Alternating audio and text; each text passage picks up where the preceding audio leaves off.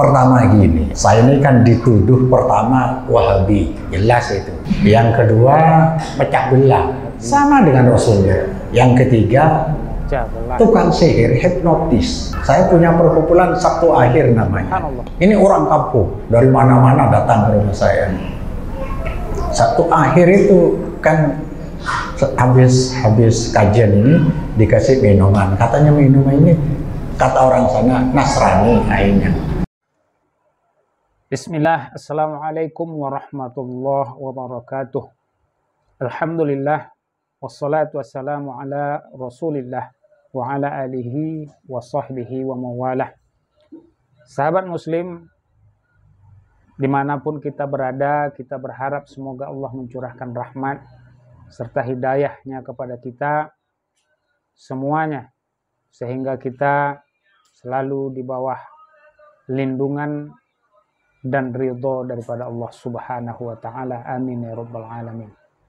Pada kesempatan kali ini, di video kami ini, kami akan mencoba membahas lagi tentang seorang kiai yang mungkin saja nanti bermanfaat bagi kita yang menontonnya, sehingga menambah keistiqomahan kita untuk tetap berada di jalur sunnah, tetap berada di atas sunnah sesuai yang diajarkan oleh Nabi kita tercinta Nabi Muhammad Shallallahu Alaihi Wasallam.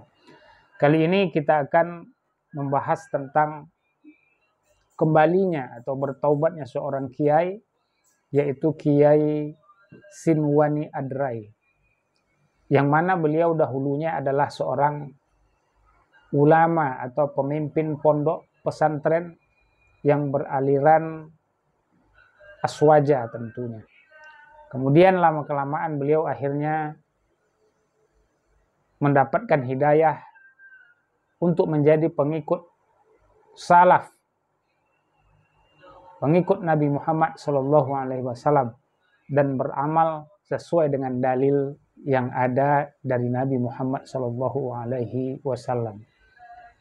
Sahabat muslim, untuk itu kita dengarkan dulu bagaimana beliau setelah mendapat hidayah, diberikan cobaan oleh Allah Subhanahu wa Ta'ala dari orang-orang yang ada di sekeliling beliau, sahabat muslim. A'udzu billahi minasy syaithanir rajim.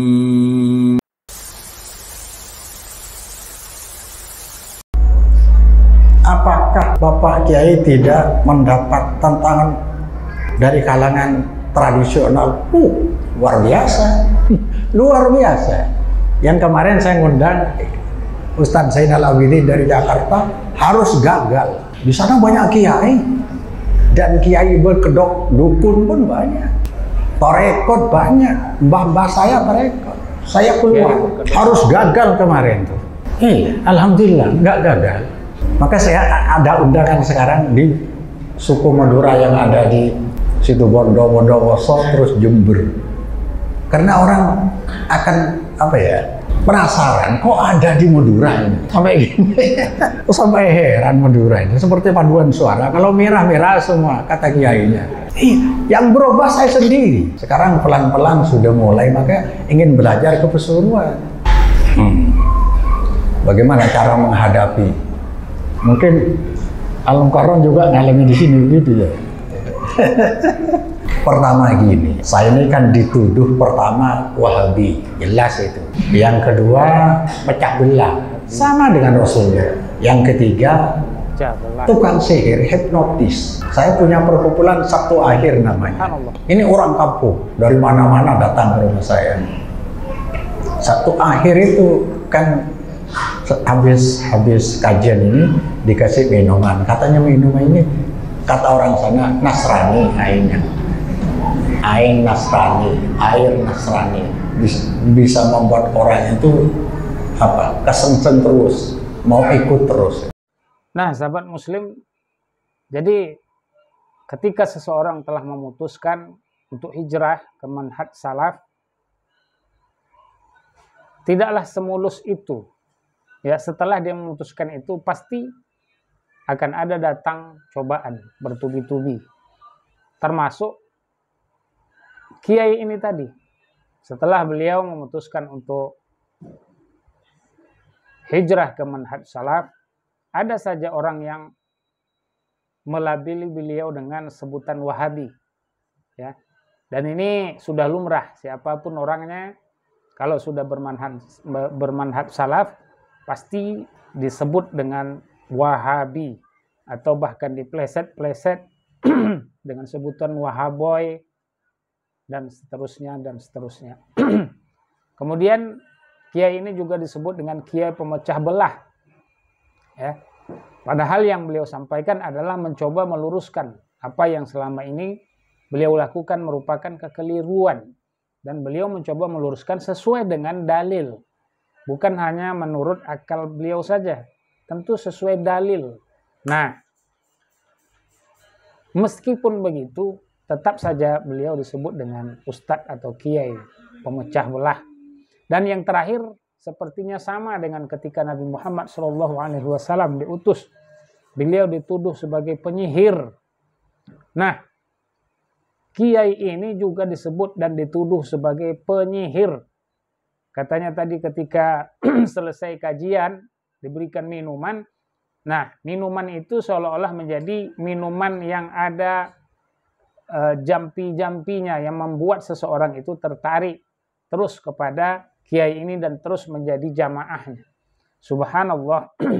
Inilah tuduhan-tuduhan kepada orang-orang yang mencoba hijrah mengikuti sunnah Nabi kita Nabi Muhammad SAW.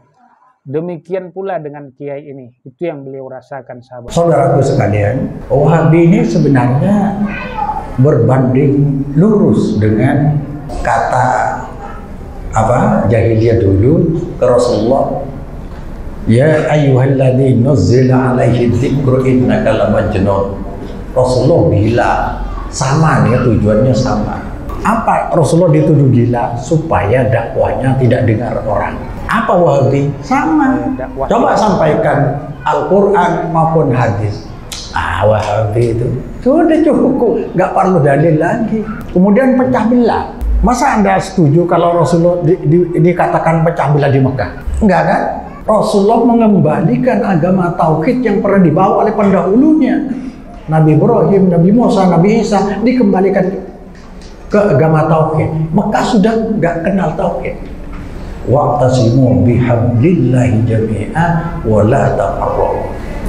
Ayo kita berpedoman kepada apa yang turun dari Allah. Apa? Ya wahyu 2, Quran dan hadis. Kembali ke situ. Jami'ah dikembalikan semua. Orang yang tidak mau justru itu yang mecah, bukan pecah, mecah sendirinya. Tidak mau dirangkul kembali.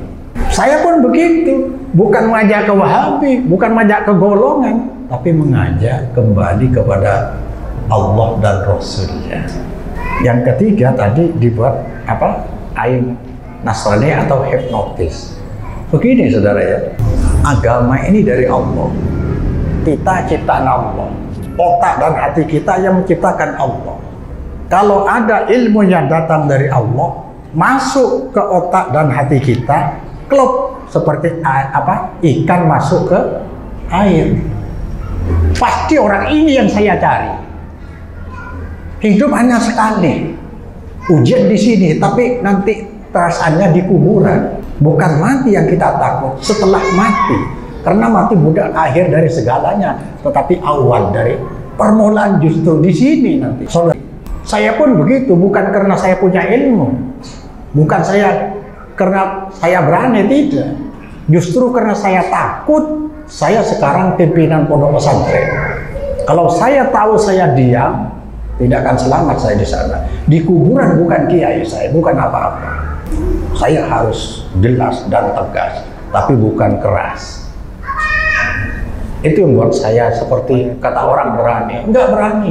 Saya kalau diundang ke maulidan, ini ada sekarang tahlilan 7 hari, ada yang ngundang saya senang. Tapi saya harus diberi kesempatan bicara, bukan hanya diundang. Sahabat muslim yang semoga kita dirahmati oleh Allah, kiai ini tadi merasakan bagaimana pahitnya ketika beliau telah memutuskan untuk hijrah. Seperti tadi yang saya sampaikan bahwa beliau disebut dengan sebutan Wahabi, kemudian pemecah belah, ditambah lagi dengan sebutan tukang hipnotis atau tukang sihir. Ini juga berlaku ketika Nabi SAW menyampaikan ajaran agama yang mulia ini di tengah-tengah kaum kafir Quraisy dahulu. Mereka menghina, mencaci Nabi, menyebut Nabi tukang sihir, melempari Nabi dengan batu, bahkan ingin menimpa Nabi dengan batu besar ketika beliau duduk di bawah Ka'bah. Ini yang dirasakan oleh Nabi. Begitu juga sahabat muslim, kita yang mungkin selama ini berada di tengah-tengah saudara-saudara kita yang mengamalkan sebuah amalan yang tidak berdasarkan dalil dari Nabi Muhammad, namun kebanyakan berasal dari adat istiadat, tentu mereka akan marah, tentu mereka akan jengkel ketika kita keluar dari ajaran yang selama ini kita amalkan. Kemudian ketika kita menyampaikan hal yang sebenarnya berdasarkan dalil kepada mereka, tentu tidak segampang dan semudah itu mereka menerimanya. Pasti ada saja tuduhan-tuduhan dan sebutan-sebutan yang tidak pantas yang akan dilontarkan kepada kita sahabat muslim. Itulah yang dirasakan oleh kiai tadi, di mana mereka dihujat habis-habisan oleh orang-orang yang berada di sekeliling beliau, sahabat muslim. Jadi ini mungkin iktibar bagi kita yang telah terlanjur hijrah kepada manhaj salaf untuk tetap teguh dan istiqomah di jalan yang diridhoi oleh Allah Subhanahu wa taala ini sampai ajal menjemput kita. Ini saja mungkin yang kami dapat sampaikan sahabat muslim pada video kesempatan ini. Pada kesempatan ini mohon maaf atas segala kesalahan dan kekurangan. Wabillahi taufik wal hidayah. Wassalamualaikum warahmatullahi wabarakatuh.